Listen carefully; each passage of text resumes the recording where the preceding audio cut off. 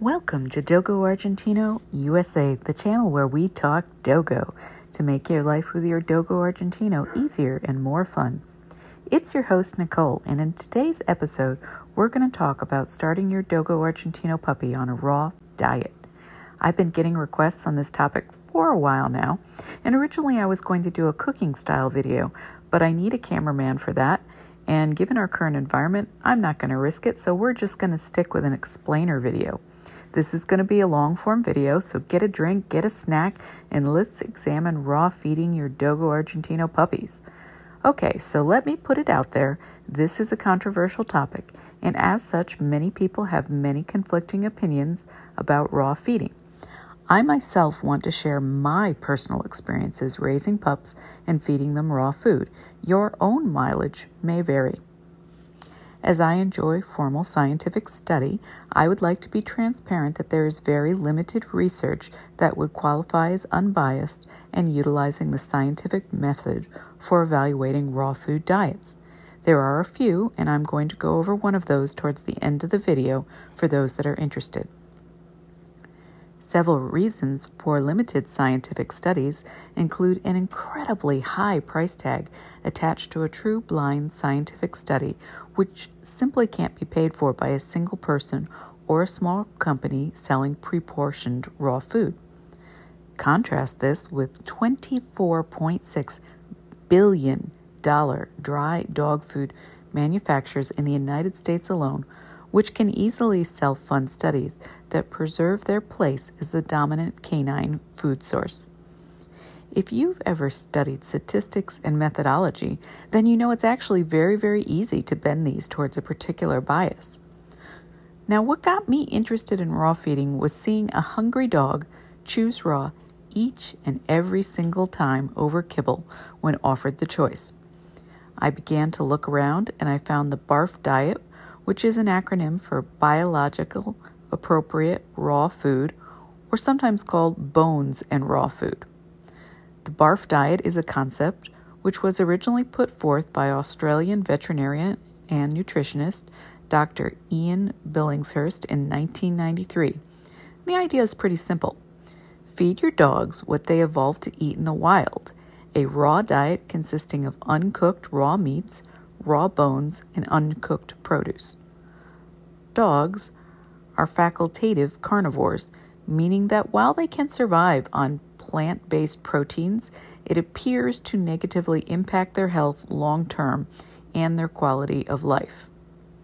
Now, the BARF diet is not a diet without its drawbacks, and I will attempt, as always, to provide an honest and balanced view for your consideration, but as always, your dog, your choice.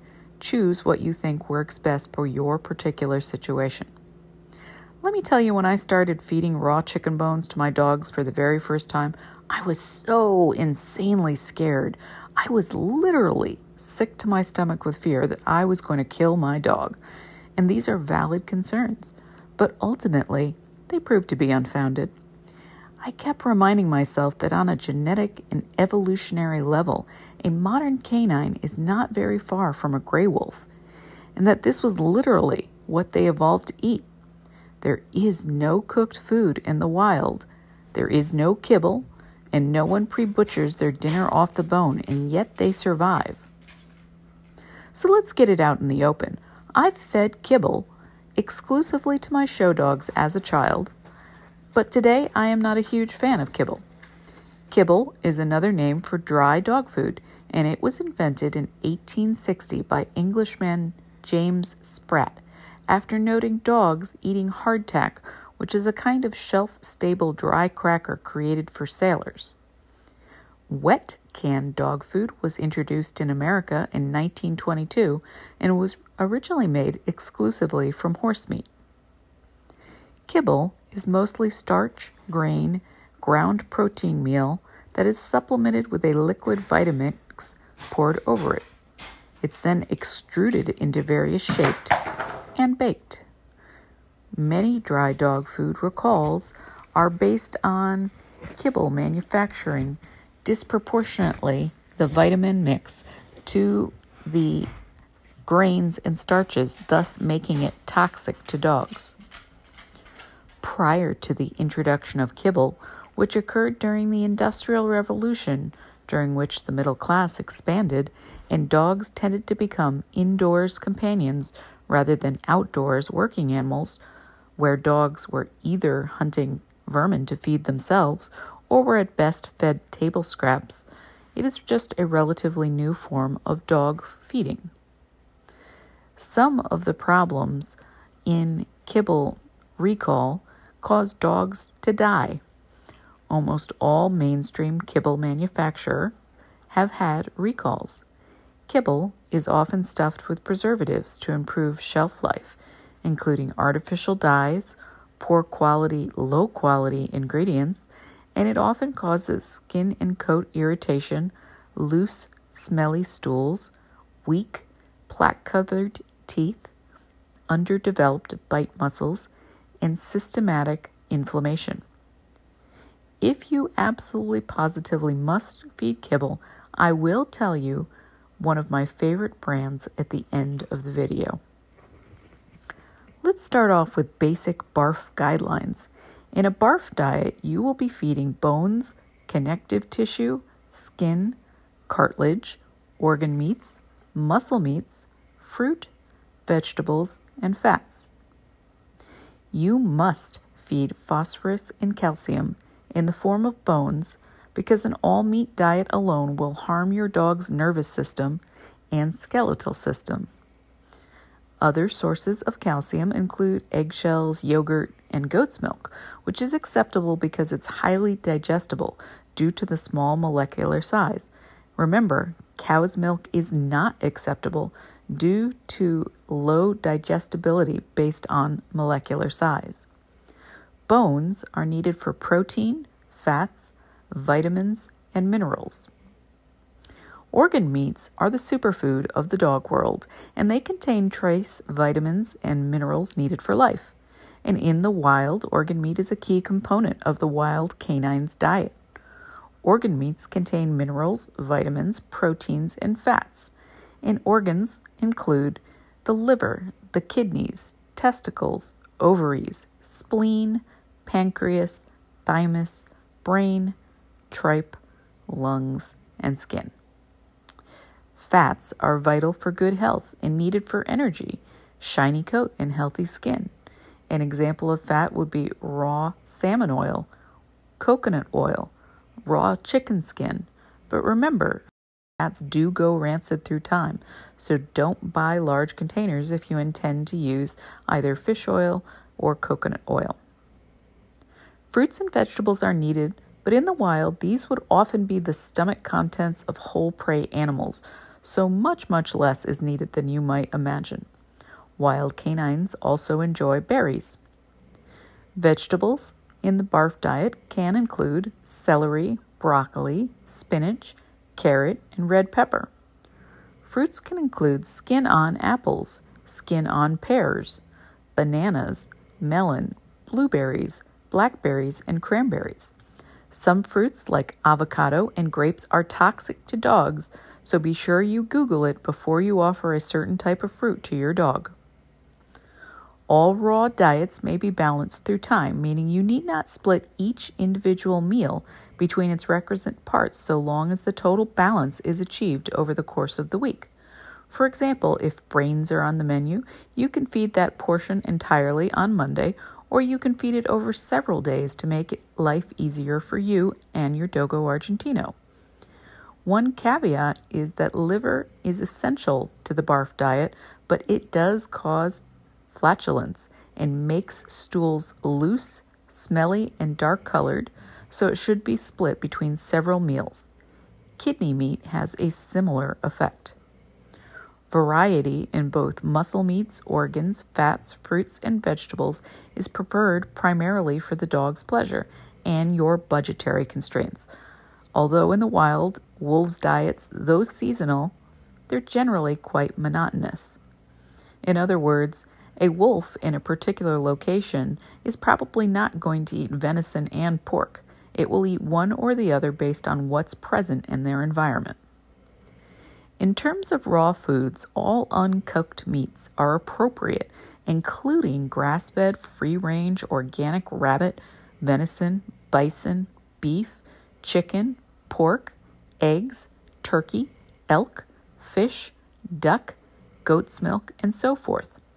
In terms of bones, you must always feed raw bones, skin, and connective tissues, which are all easily digested by the highly acidic stomach of Dogo Argentino dogs. Never, never, never feed cooked bones or bones cut on a bandsaw, which are brittle and sharp and can puncture the gastrointestinal tract of the Dogo Argentino. Dogo's jaws are quite well adapted to the consumption of bones. Meaty bones which are appropriate include turkey necks, chicken feet, meaty vertebra, and eventually whole prey animals if available. In terms of produce, I prefer organic when available and always wash it thoroughly when not, to remove any microscopic insect eggs or pesticides and waxes. Whenever possible, I prefer to limit my Dogo Argentino's consumption of non-organic meats, particularly chicken, due to the high antibiotic load which I feel risks the general efficacy of medicinal antibiotic treatments should your dogs require them. I also prefer to limit ground muscle meats, which seem to have a greater chance of E. coli contamination from the source of production, and dogs in general seem less fond of minced meats than whole meat on the bone. Avoid starches like potatoes, peas, and grains, which cause dogs to produce excess insulin, which can lead to inflammatory conditions. Dogs would not eat these things in the wild, and excess consumption may correlate with enlarged heart conditions and reduced fertility in females. I started my Dogo Argentino litters on raw meat and goat's milk the second they started eating solid food at roughly 4.5 to 5 weeks of age. My little ones have no problem eating it either. You might think a baby puppy couldn't eat a chicken wing, bones and all, and you would be wrong. They most definitely can, and they do. They are like tiny gators, itty-bitty land sharks. They munch like no other. Those teeth are sharp and functional. As a matter of fact, coinciding with introducing raw food into their diet is the time that baby puppies begin competing with others for resources.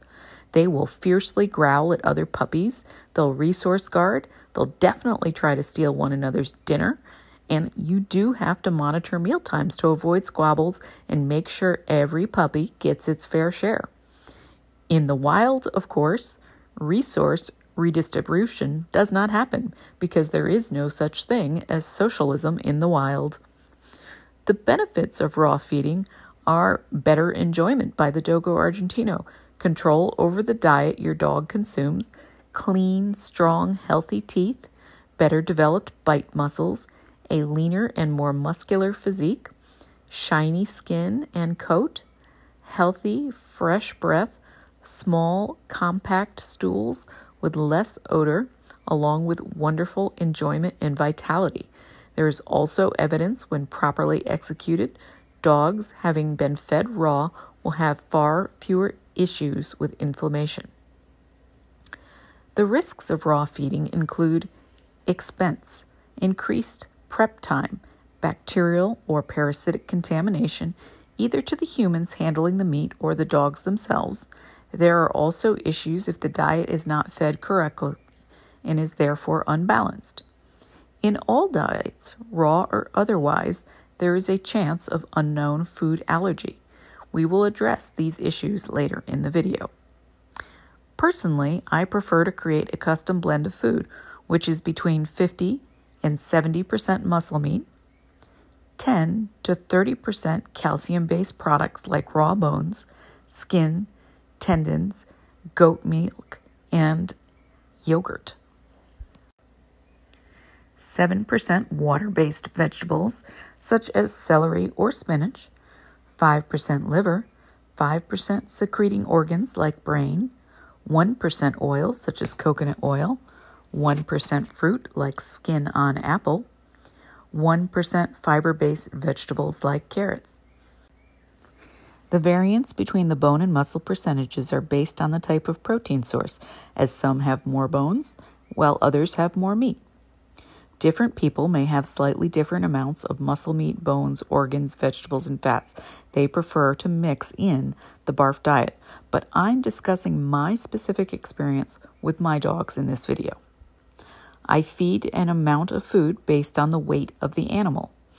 My Dogo Argentino puppies are fed between 5 and 10% of their body weight for the first 6 months to 1 year, spread over 3 to 4 meals per day for the first 6 months, and 2 per day thereafter, with a slightly higher amount of calcium sources than adults.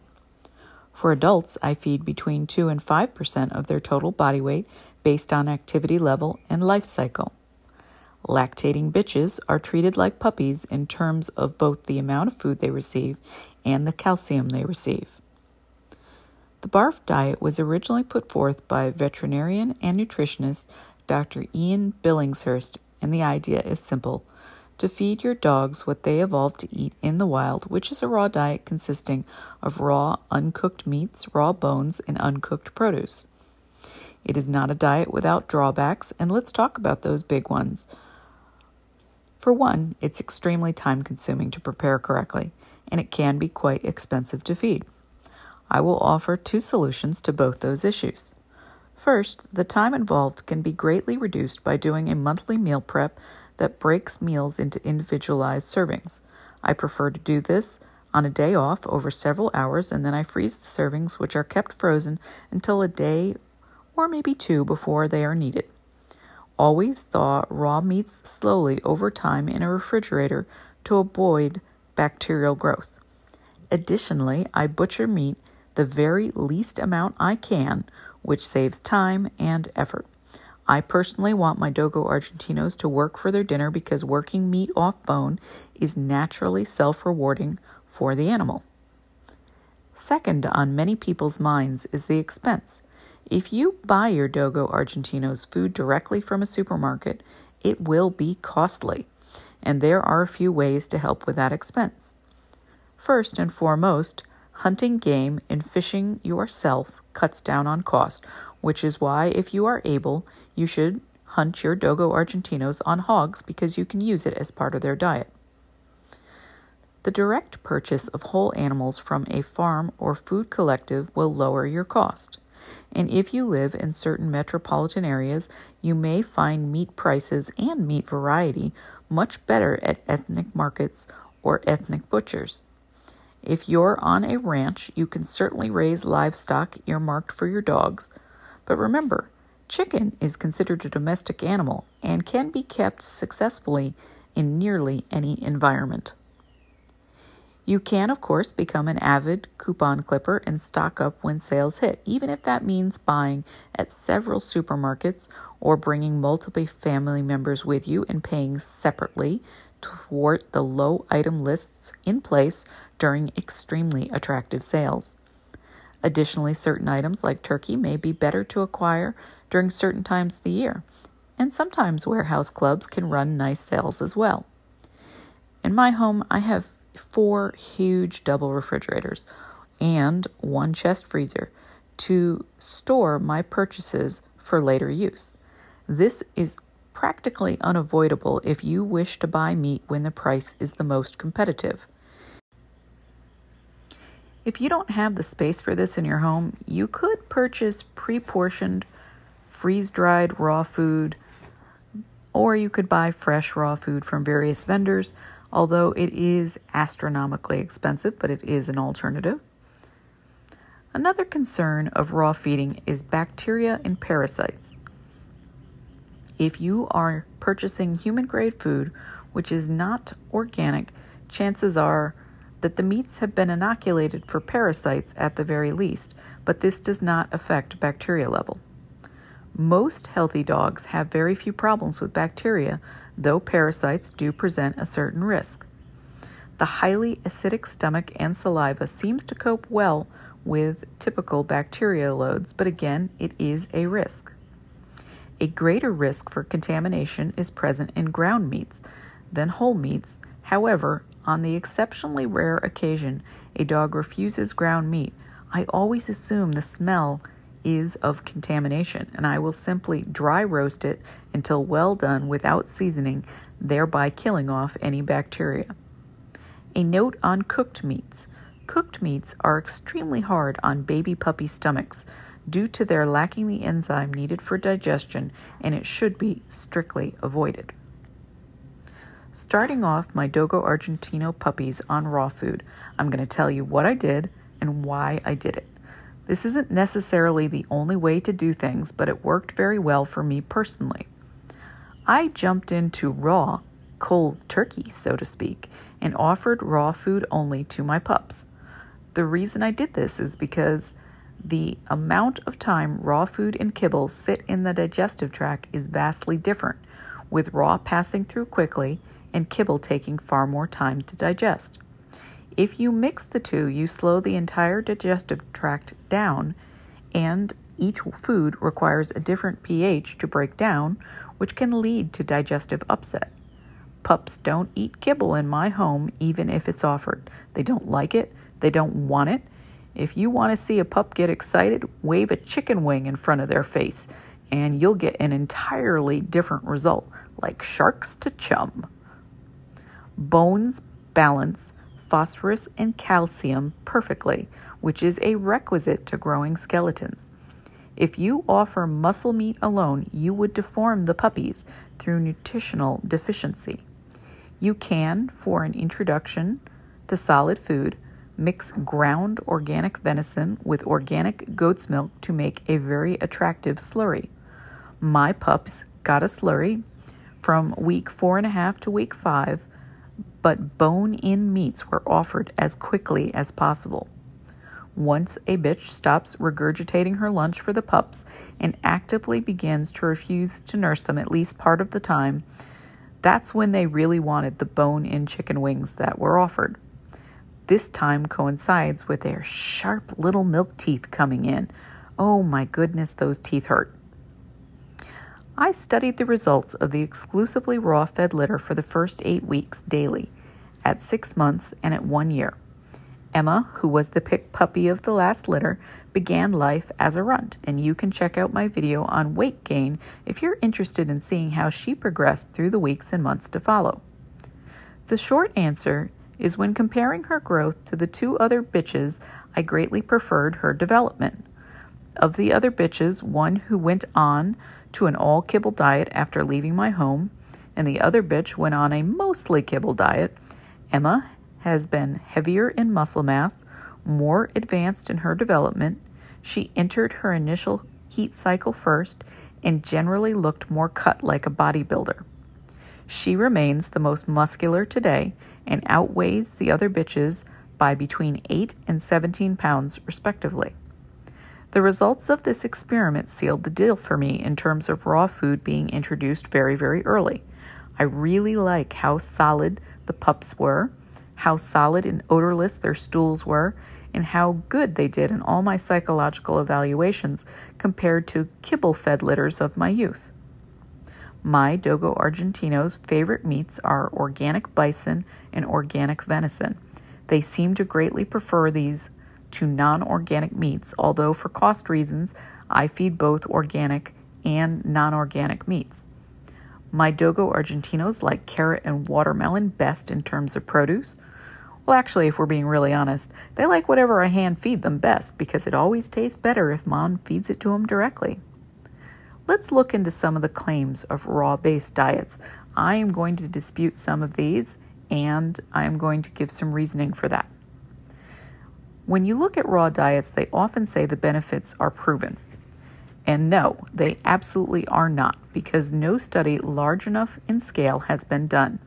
You would need a captive dog army of literally a few thousand dogs to draw accurate conclusions, and animal testings, even if of a nutritional nature, would be frowned upon because they would have to be performed inside a laboratory. Another claim is this is what animals eat in the wild. While that is true, that several pet food manufacturers rightly point out that wolves only live 6 to 8 years in the wild, they insinuate that poor diet is the reason. No study can be conducted, of course, but based on the oldest lived wolf in captivity, a she-wolf, who was fed a meat diet in captivity, surviving until age 19, tends to make me personally believe it's a dangerous environment, not a poor diet, that is causing early death in wild wolves. Another claim is dogs can't get bacterial infections or parasites from raw food. False. They can. They do. That being said, I personally haven't observed mine to slow down, and I have never had any diet-related concerns show up in their blood work. My dogs visit the vet on a quarterly basis because they are breeding animals, and they're tested quite regularly. I spend thousands of dollars on veterinary care, and I have never had any come back with any deficiency or problem. Another claim is that raw meat is human grade. That's totally true. It is human grade, but that doesn't change bacteria loads, and bacteria loads, depending on the method of freeze drying or the method of directly freezing, does not seem to be killed off, which is why if you eat raw hamburger, even if you are unfreezing it from your own freezer, you can get parasitic problems or bacteria.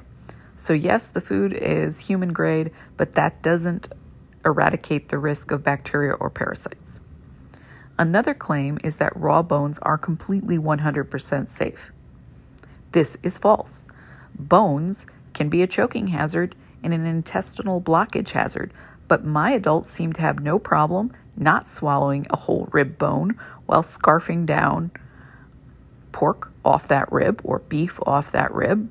They seem to know the difference, that they can break through a chicken thigh bone and swallow that whole, but they can't break through a weight-bearing bone like a femur.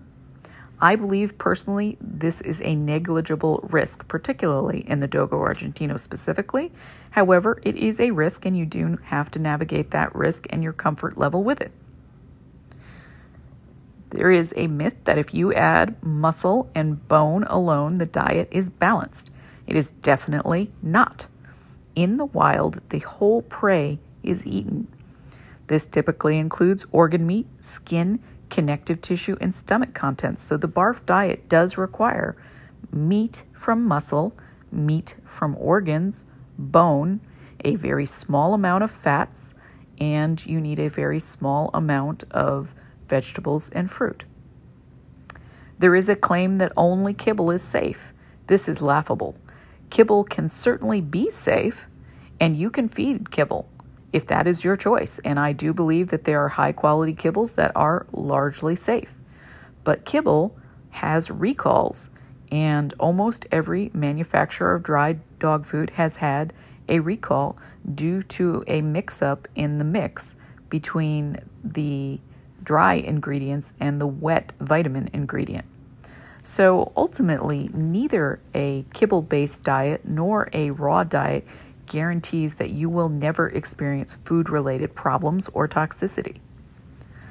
So we're going to talk about a scientific study. Like I said, there is not a lot. This particular study was undertaken by a raw dog food company and is titled Raw Proof. The first part of the study looks at whether a raw food diet could meet the highest possible nutritional guidelines for dogs. And this particular study used guidelines established by the European pet food industry, which, as we know, has much higher requirements than the American pet food industry. And the second part is going to test whether that particular diet was going to be nutritionally adequate for dogs. They did this by feeding a diet sample that was meaningful over 26 weeks, and by meaningful, I mean scientifically meaningful. They conducted the trial according to the Association of American Feed Control Officials, AAFCO. They made sure they had a supervisory team that could oversee the research because they wanted to make it accurate and effective. The head of research was Katie McCall, RVN BSc, Animal Behavior Psychology. We had a chief veterinary surgeon, Tom Farrington, MVB, MRCVS. They had a clinical veterinary surgeon for the trial, Dorian F. Nell, DVM, MRCVS. Okay, so let's get to the meat of it. Did the food actually meet the highest possible food guidelines? And results showed that yes, it is possible to create a complete balanced species appropriate dog food that meets the guidelines that were established by the European food guidelines, and that if you create the right diet, additional synthetic supplementation was not needed whatsoever. The test was a 26-week trial period. Every dog was examined at the end. They looked for clinical and pathological signs of nutritional deficiency or excess, and they found none. And they then vetted their study after it was done by independent veterinarians, and they sent out their study and the results to experts around the world.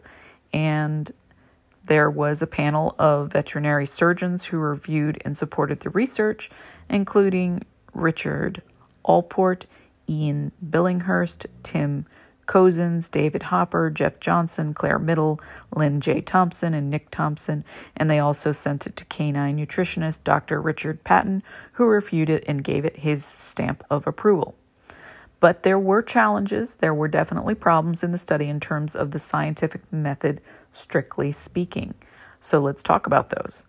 Lab studies are done in labs. This study was not done in a laboratory setting, which meant that because it wasn't done in a laboratory setting, you can't control all the variables. And I can agree with this. I don't necessarily think that it would have been psychologically beneficial to move the dogs from their home environment into a lab environment for 6 months. But I can see them saying that, well, you can't control all the variables if the dogs are not in a lab. Timeline. They did the study for 26 weeks because the required standard for this type of study is 26 weeks. However, many critics claimed that this wasn't long enough. And while 26 weeks is a good long time, I can understand that a much longer term study would be helpful, and honestly, it would have to be over the course of the dog's entire life. So if you were really wanting to do a correct scientific study, you would need a couple thousand dogs held in a captive environment in a lab for their entire life to be able to make a meaningful scientific study, which clearly nobody wants to do this. Now, one of the other problems with the study was bias. Of course, the people who did the study, they do pet food manufacturing, and they conducted their very own study. They have a raw food business, which can be perceived as a conflict of interest.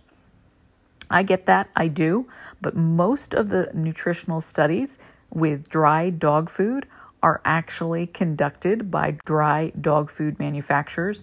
Therefore, in my opinion, a similar level of bias, if not even greater, exists because dry dog food manufacturers in the United States alone is a $24.6 billion industry.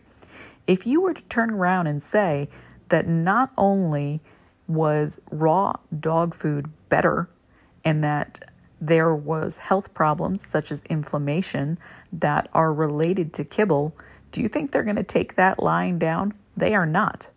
That would be similar to, I don't know, the traditional Western pharmacy industry saying, well, the truth of the matter is great health benefits of cancer treatment are reached through diet rather than through chemotherapy. That might be true, but they're not keen to say that. I say that as a person who lost her mother to cancer, and I can definitely say there was a monetary component to her treatment.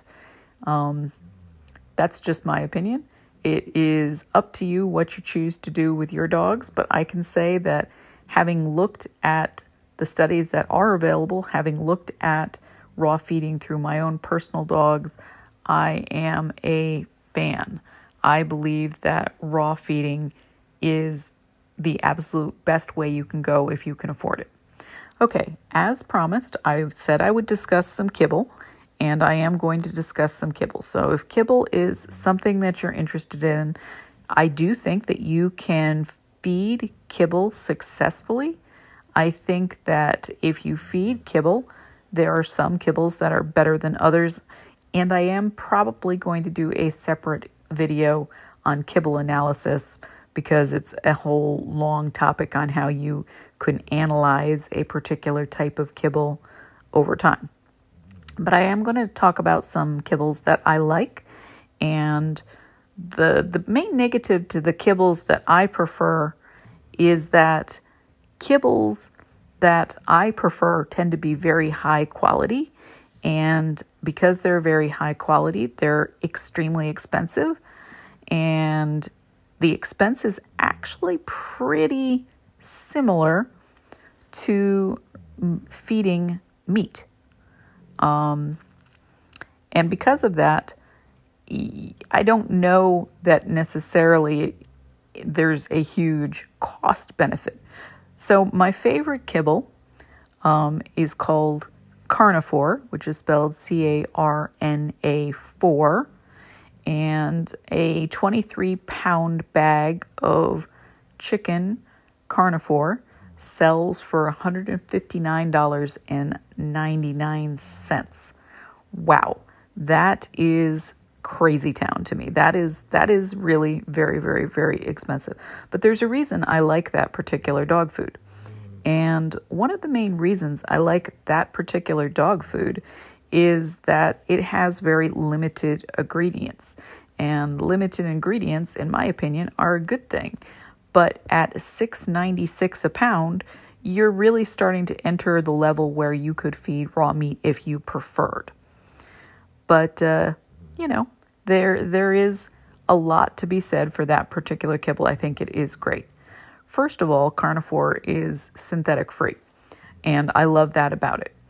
It is a ready-to-serve alternative to home-cooked or raw food diets. So if my dogs go to a kennel, I don't necessarily want the kennel people feeding raw food because there is always a risk of contamination to the human, especially if they're not used to feeding raw foods. Most people would know to wash their hands, but hey, not everybody does. So I would rather send them with some Carnivore than raw meat if I have to board them for any reason. Now, Carnivore also has some great oils in it. It has sprouted seeds. It's a clean dog food. It's high nutrient. It's probiotic. It has good enzyme and omega-3 levels. And you have no risk of salmonella, E. coli, or other pathogens. And so I think that's one of the main benefits to feeding that. Now, they do cook this, but they, quote, gently cook it. I'm not sure there is such a thing as gently cooking it, but their idea is that they're destroying the pathogens while preserving the live ingredients. The other benefit to Carnivore is that Carnivore has, to my knowledge, never had a recall regarding its ingredients. You actually recognize its ingredients, you can pronounce its ingredients, and it is highly concentrated in its nutritional value. So even though it's quite expensive, you do get to feed slightly less. I don't think that the fact that kibble is so expensive makes it super attractive on the other side, but it is out there. It is by far my favorite. So if you're looking for kibble, I think that is a pretty darn good one. But like I said, I'm probably going to do an additional video on kibbles and what to look for and why one might be better than the other for those of you that want to feed kibble. And I really, really think that the nice thing about it is it's just such good quality food. I mean, it's just really, really good quality. I'm really impressed with it. It is a very, very nice food, but it is very expensive, and I have 3 dogs. So to me, I only feed that if, somebody's watching my dogs at my house. I've boarded my dogs at my favorite boarding kennel. I have some reason like, hey, I forgot to take out the meat and I didn't take out their dinner, it's not thawed, I might go the kibble route, but it's not generally my preference, just so you guys know. But it's out there, and it's something to think about.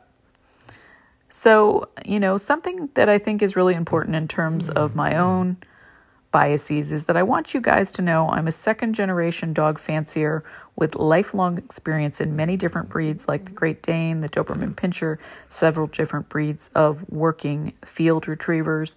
But I definitely found my heart breed in the Dogo Argentino. And I consider myself a Dogo Argentino enthusiast.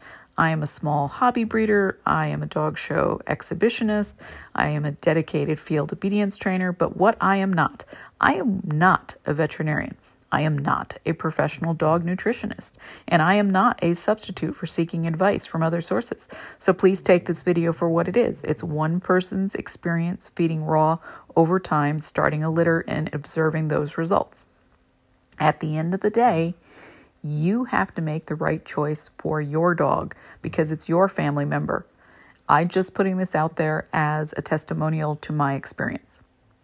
Hey guys, if you get the chance, please give me a like, comment, share, subscribe, hit the bell for notifications.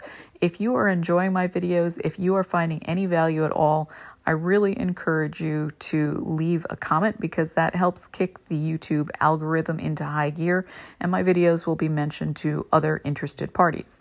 And the benefit to that is that I am reaching a group of people who are seeking information in a positive place because they should join us here because we are a positive group. I'm just saying. I would really appreciate that like, that heart. That's how small creators survive. As always, I hope you guys have a safe and wonderful day. And remember, keep it fun, keep it dogo-tastic. Ciao.